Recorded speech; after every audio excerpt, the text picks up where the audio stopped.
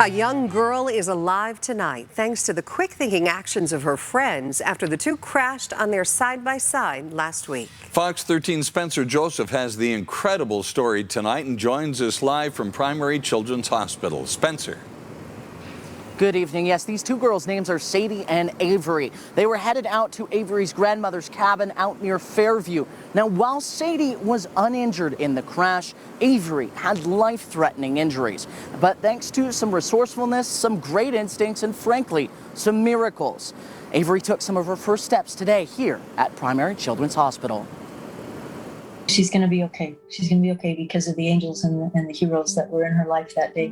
It's a nightmare scenario. Two young friends in a side-by-side heading to the cabin of a family member when the unthinkable happened. This wasn't anyone's fault. I just want to clarify that. This is SAYDEE Bowen, one of the two girls. I felt in the crash someone laying their hands on me like this, and I hurried and jumped out. And when I jumped out, I felt someone help me out.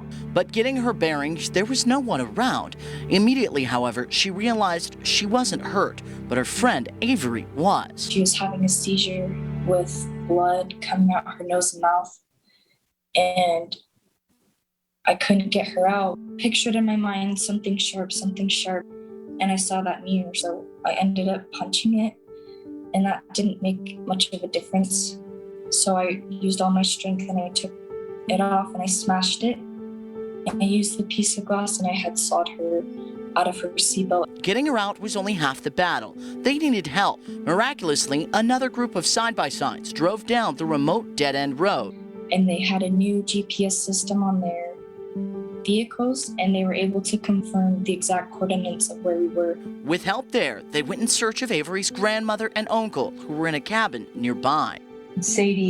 SAYDEE was miraculous, a little hero. SAYDEE had never been there, and for her to find the cabin was miraculous. Rushing back to the scene, paramedics were there and life-flighted her to safety.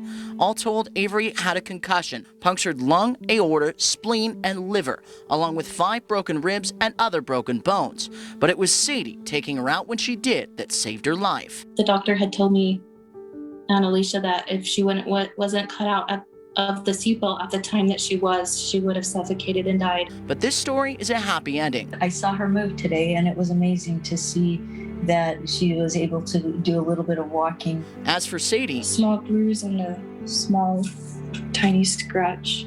Both families say that it was higher powers that were watching over their children that day. And while everyone is calling SAYDEE the hero, for her, I don't want people to see me as like a hero. I just do it like more as a friendship. I'm just glad that we're both okay.